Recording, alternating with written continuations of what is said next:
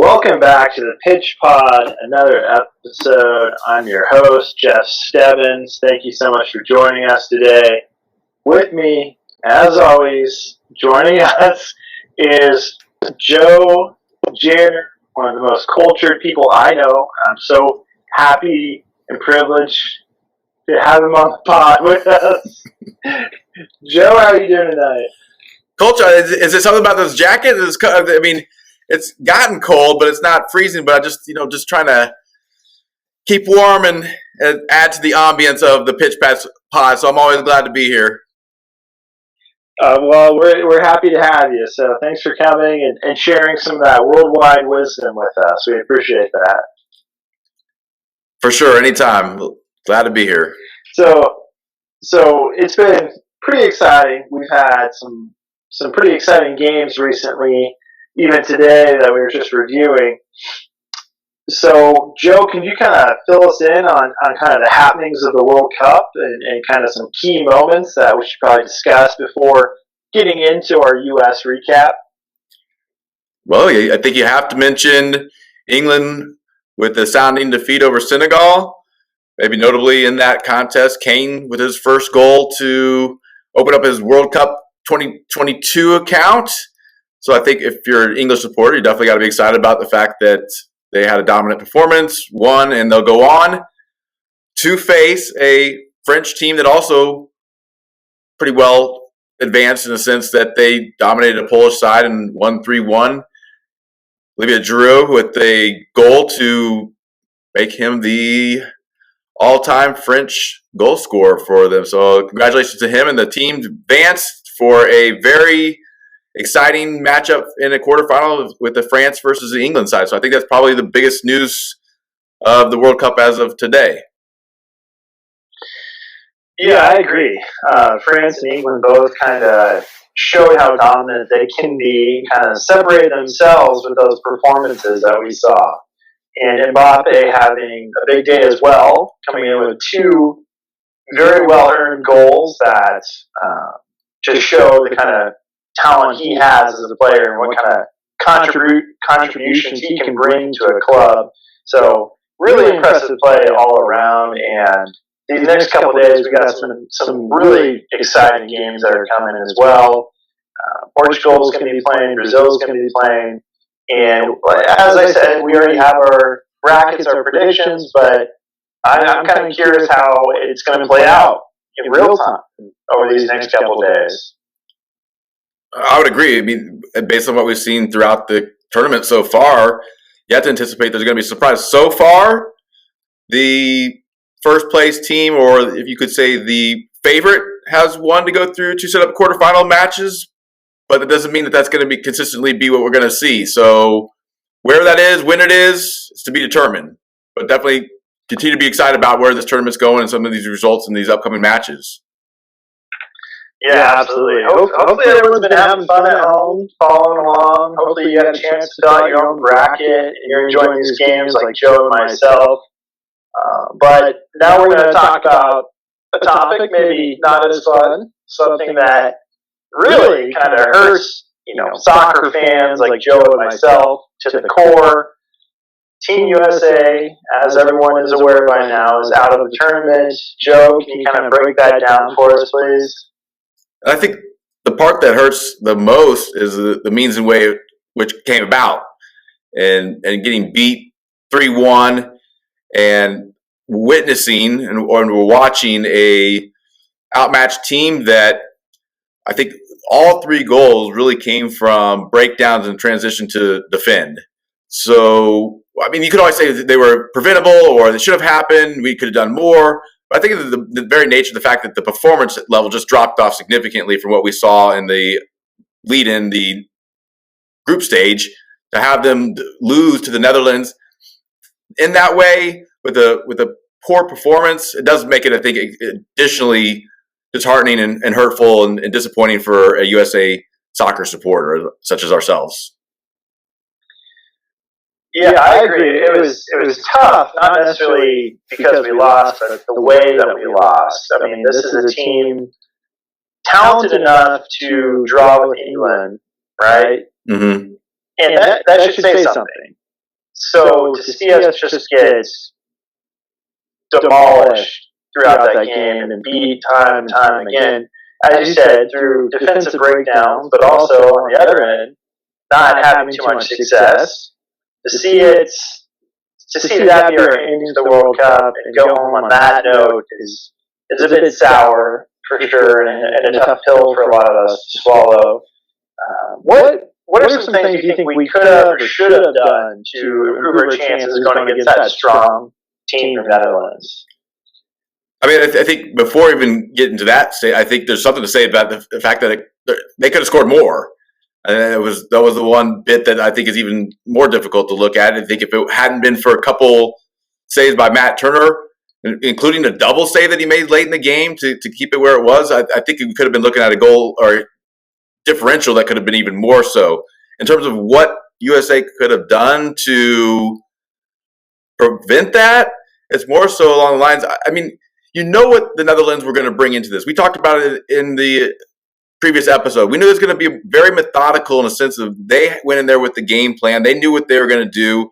They were going to be very proactive in a sense of having means to keep the ball when they needed to play progressively, to push themselves into the attack, to break lines, to get into positions to score goals.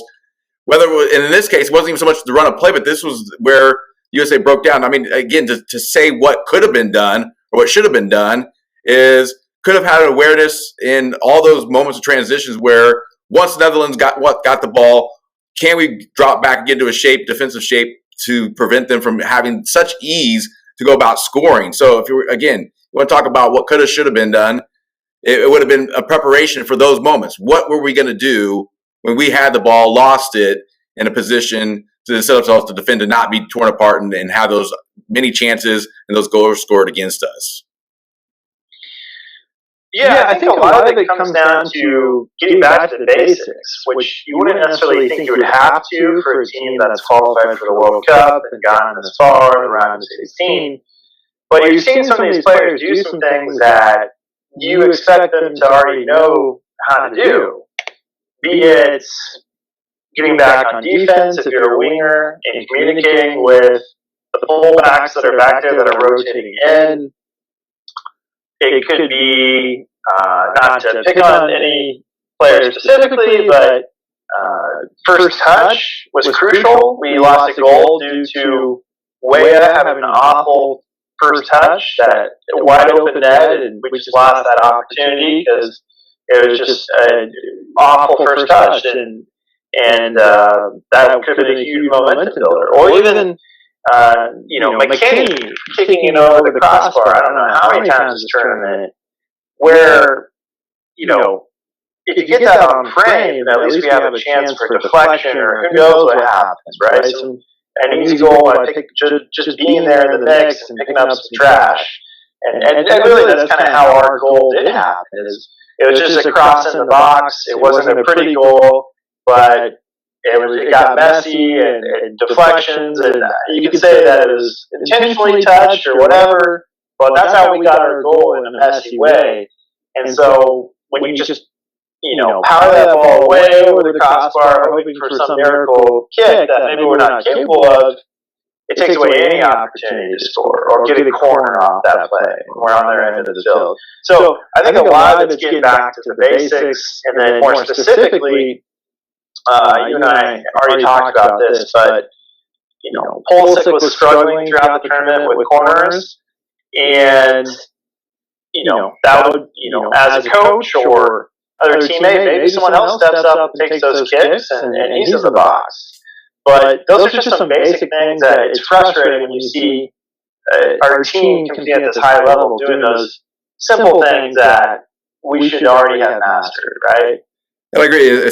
For most of what you presented there, you're looking at what we did or didn't do from an attacking perspective. And yes, of course, we scored the one, and you said messy, and then we talk about not coaching lucky or unlucky. You might say it was lucky in a sense. I mean, how he flicked the ball and the ball up there and the trajectory and it goes over. Okay, there's one, but we knew. I think we both thought that it was going to take more than one in this contest. So my primary focus has been more so, again, though, in the lackluster ability to transition to defend. In a sense, I think that in the first goal, while it was brilliant passing, and I think I counted 20 passes before the final strike to score that first goal, there was a lot that was wrong in the way the wings that our mids were pressing there a little. I thought too high at the wrong place, the wrong time. It's easy to move the ball from side to side, get in behind them, and then actually present them with an easy situation to finally get the final shot on. And then in the second, and that was partially in the beginning, go back and watch. I don't want to get too critical on one particular player, but it was a center defensive mid by the name of Tyler Adams that just seemed to be jogging back. And had he picked up his man to run, that was the guy that scored the goal in that case. But again, there was a lot that broke down and went wrong up to that point. And then if you look at the second goal, it looks like the center back's dropping back and way too much to open up that space. I mean, you could see the two of them almost onto exactly the line of the 6, open up 12 yards for Lynn to come on and finalize there. So I thought, again, the defensive transition to defend was very suspect in the sense of allowing for those 3 goals. And like I said, it could have been more in several other instances where chances were created with similar instances. Yeah, absolutely. And, coming down in a 4-3-3, that's what Berhalter chose to do with, which, there's different thoughts on that. But one noticeable change they did to the lineup was starting Jesus Gutierrez, and I had been talking Jesus up quite a bit. I've been hopeful, and I was excited to see him play, and it didn't pan out. It didn't work out too well. Would there have been a big difference if there was another attacker as opposed to Jesus up top? I doubt it. But he didn't have any impact, really. So it's kind of disappointed with that. And, had Berhalter played earlier in the tournament, we could have already made that determination and then have Reyna start in that position. That could have been a game changer right there. What do you think about that, Joe? Well, I think some of what you suggest is that maybe we didn't know, we as in the coaching staff of U.S. Soccer and the staff there didn't really know what they had to work with and how to go about in this tournament format, how to get players rotated in to allow them to show what they could or couldn't do or what the system was going to allow for them to produce within it early enough to that when you get to the knockout round, you're putting in a guy that hadn't played any minutes up top to play the number 9. We already knew that there was a team that struggled to get the ball into those positions to allow for a player like him to have opportunities. So like you all said it again, it would have made a difference if Sargent was healthy and he could have been the guy to start. I don't know, but it is a little bit disappointing there. I don't know the actual numbers, but I think it was minimal touches that he had and minimal influence on the game, enough where after 45 minutes they pulled the plug on it. But like I think what you're saying again, and I think that's the point, is had there been opportunities to get him in earlier in the previous matches, maybe we already know, and it's not even then part of the equation. Like you suggested,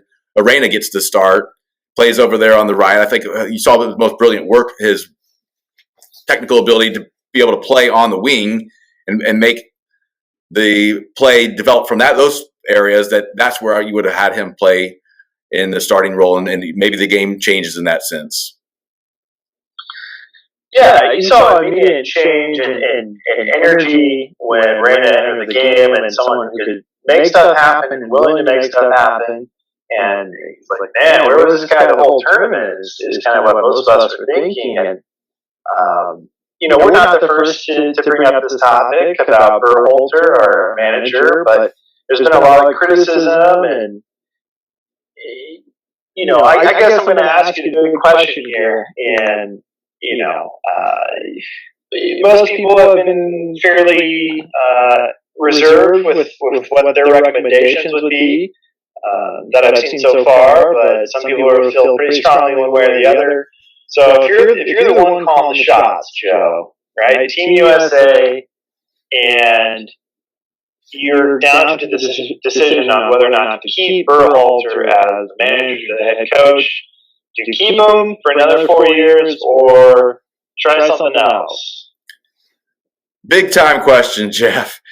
And what I think that they're going to be looking at, and where he may get himself off the hook, out of the hot seat, if you will, is the youth. Is the fact that I think that's where they're going to go. I think that they're going to look and say, this is a young team. The expectations were Minimal from whom? I don't know. From you and I think we looked early on in the term to suggest that where they would be, not only performance-wise, but points-wise to get through the knockout round was just about in line with the expectations. So it might be a little bit harsh if that's the case, that finishing second in a group behind England, which was most people projected and thought that it was very much possible, and they did it, to get themselves into a knockout round versus Netherlands, to lose in that way with a youthful side is, I think, what a lot of people that are going to be in power, going to be making those decisions, are going to be leaning on as their reasoning. Now, Jeff, I don't want to dance around the question, but if you held it to me in a sense that you wanted to really know where I am, I don't know how the guy goes on and gets the nod to continue. Now, with that being said, it's probably harsh to suggest where's the list of names? What's the short list of names that come into it? Do we continue within the U.S. system? Is there an American coach that's out there and available that is the guy that's going to get this done in the next cycle? Are we going to look outside the borders of the United States to find coaching inspiration from others with other ideas about how to go about this, as we've continued to do, as it's been seemingly been done over, could you say, a generation, in a sense that it's always, can we find what's going on outside of our borders to bring somebody else in with another idea from what others are doing there? Or do we really look inside what is U.S. soccer? What do we have to work with people that are on the ground, grassroots people? I happen to know one myself that's there and can tell you exactly what the talent is and what we have in this country to work with. And I just don't think that those that are, again, Jeff, it's hard for me to dance around it. Those that are in the ivory tower, if you will, are prone to be privy enough to know what else is going on and to continue to do the same thing. If that's what you want to do, you can do the same thing over and over again. We're going to be here in 2026 with maybe a little bit older squad, a little bit older, a little bit more experienced guys that have played a little bit longer, maybe even together, to go about doing it. It's going to be a different format. They're going to be stateside. It's going to have all the makings of what should be higher expectations, whether it's Greg Berhalter or somebody else. So, again, to get down to it, the question to answer, I would say that I would be looking elsewhere. Okay, that's pretty good analysis. Thank you. I completely understand that's the narrative. It's a young team, low expectations. But when and I'll be a little bit more straight to the answer, I guess, here. That's fair. When I'm watching the tournament, I'm looking, is the coach, is he demonstrating a lot of leadership? Is he displaying passion, professionalism? And I just didn't see it to the degree that I would have hoped for. And then I think there's too many questionable decisions throughout the tournament. We kind of skated by a couple of those games when better management, maybe we win those games easy as we move on with a little momentum. Maybe we can compete with the Netherlands if the game plan's there, if we're ready, tactically, the structure, our lineups, everything. So for me, I wasn't happy with his in-game decisions, and overall, I would definitely go in a different direction. And that's no offense to Greg and his efforts by any means, but I think we need to have higher expectations and get results and not have those excuses of, well, there you go, because what's going to be in 8 years? Well, they're an old team. They're not the perfect age if you average out. So for me, I pass on them and I say, let's go get better results. That's where I'm at with it.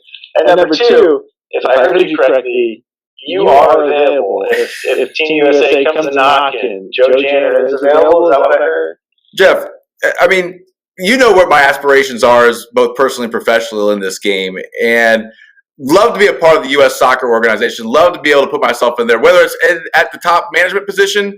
I do know that I have something to offer to U.S. soccer in terms of identifying the talent that is here within this country, right here, right now, that is being overlooked numerous occasions in a situation. Now, to go to your point there, I don't know that you said that if you would agree that the talent was in this squad. I still think that there is more time that we need to be able to develop the talent to get to the level to compete with the likes of these European sides and these nations that have years and generations of way more experience in putting together these squads and the development of players and finding the right manager to be in the position to do so. But again, not to continue a theme to dance around the question, Jeff, if they come knocking on the door, I'm going to answer and let them know. I tell you what, I would. There's other people that are going for the job, but I'd feel comfortable and happy with you getting it, Joe. I think you could help resolve some of these issues that we're kind of analyzing right now. So if they do come knocking, I hope you say yes. Looking ahead here, we got a pretty fun upcoming match. Spain v Morocco. That's the match that we chose to focus on since, unfortunately, Team USA is out. Spain is FIFA ranked number 7 in the world, going against Morocco, number 22. People are giving Spain a 59% chance likelihood of winning, whereas Morocco is getting only a 6% chance of winning this match. So, Joe, can you tell us a little bit about Spain and what they're offering, what their strengths are, their main players, as we go into looking at this match and before we make our predictions? For sure. In a sense, I do know, following Spain, where they are, what they've done. For me, a lot of what I'm excited about for this upcoming contest is that what we have witnessed is a team that can dominate possession with a purpose, can create chances, score as needed at will, numbers-wise, and it's not just one player. It's several players that continue to provide and perform and produce for the team. I think if you look back, one of the more interesting, because most and many critics, not only here but in Spain, they're very harsh on Morata and what he's done as a forward and as a striker within there. Maybe strikers in quotes, in the sense that he's very much that opportunistic poacher of a goal scorer. Fine, get it done. And every match he has scored a goal. So I think that's something to be excited about. That maybe it's turning a little bit of a corner in terms of what he can do. There's, you have Asensio, Dani Olmo up top to score. Ferran Torres that has the ability to score as well. And you've seen all those guys put one in the back of the net in this tournament. And I think that's probably what's most exciting about Team Spain, since you have Barcelona midfielders there. You know what you're going to get from Spain going into this contest, and I think that I have them favored to win. Yeah, and so you kind of mentioned a couple of their strong players, their striker there that seems to get it done. We talked about how the Netherlands kind of slowed the pace of the game down and it was very methodical. What should we expect to see from Spain as far as pace of the game, aggressiveness? What kind of lineup do you expect to come out in? And formation would you say that you expect to see from them? Well, we'll continue to play in the 1-4-3-3, very much possession based, and that for me or for others, it's probably better translated in Spanish, or maybe English is fine. Death by 1,000 passes, the idea of them moving the ball and circulating the ball, breaking up the defense. Again, but what they were highly criticized in the Euros as being very much a possession-based team, but needed to shift and push a little bit more to having a purpose with that possession and be able to find the penetrating path, be able to create chances in the final third. And as I suggested before, they've done that. They've created chances. They've scored there. They will be able to present themselves as a dominant team. I think you're going to see the ball movement very quickly, multiple passes as suggested, and you're going to see a Moroccan team that I think is going to have a hard time keeping up with that. So I think, for me, Spain dominates possession, creates chances, scores when needed, and comes up victorious in this round of 16 match. Yeah, I could see that definitely playing out. I don't want to count Morocco out completely. They beat some really solid teams to get here. They're really scruffy, kind of remind me of Ecuador in that sense. So I never want to count them out completely. It seems like they have so many different scorers and options up top. There's not really one guy to look out for. There's so many different potential guys that can put the ball in the back of the net. So I don't want to count them out either, but I am ready for my prediction whenever you are, Joe. Sure. I'm excited about the match because I think that both teams are going to be going for it early on. I think at the time the whistle blows, both teams are going to be going for it to the advantage of Spain because I think that maybe you have a Moroccan team that's overzealous in a sense. They finished top of their group. Good for them. But it's a Spanish side that, again, I'm very much in support of in doing what they've been doing, and we'll see that happen. And I have them winning this one 3-1. 3-1. All right. So that would be a pretty exciting match for sure. Not to kind of jump on your coattails or anything like that, and my prediction is slightly different. I do have Spain winning, as most people do, but I think it's going to be a little tighter than that, a little closer. I think Morocco's going to fight, and so I'm going to give Spain the nod 2-1. Okay, so we both have the Spanish side moving on into the quarterfinals with wins. Whether they score 2, whether they score 3, and how they go about doing it. Again, I think that I wouldn't be surprised if all 3 of those goals, or the 2 that you suggest, come from multiple sources. I don't think it's going to be one goal scorer. I think if they continue the theme of the tournament, they're going to see a few of those goals go in by different players, and that's what will be exciting about it. And they go through, as you suggested, whether it be the 2-1 or the 3-1, it'd be good for a Spanish team to advance to this stage. Absolutely. And Joe, you're not biased in this match by chance, are you? You don't have any leanings on one side or the other. You're pretty straight down the middle, right? It'd be really difficult to suggest that I might have, taken on a preference to another nation of the United States, especially after my pitch to U.S. Soccer for the job there, and then to where the Spanish side suggests I might have a special affinity for Spain, the nation, the country, and the people, and the football there. But Jeff, who am I to say? But again, I just making a prediction based on what I have seen through the tournament. Spain wins 3-1. Fair enough. I'm saying Spain wins 2-1. Joe, thanks for joining us. Thank you for sharing everything. Hopefully everyone's enjoying the World Cup, enjoying our content. Please like, subscribe, and as always, keep pitching out there, everybody. In a game, the round ball, round posts, anything can happen.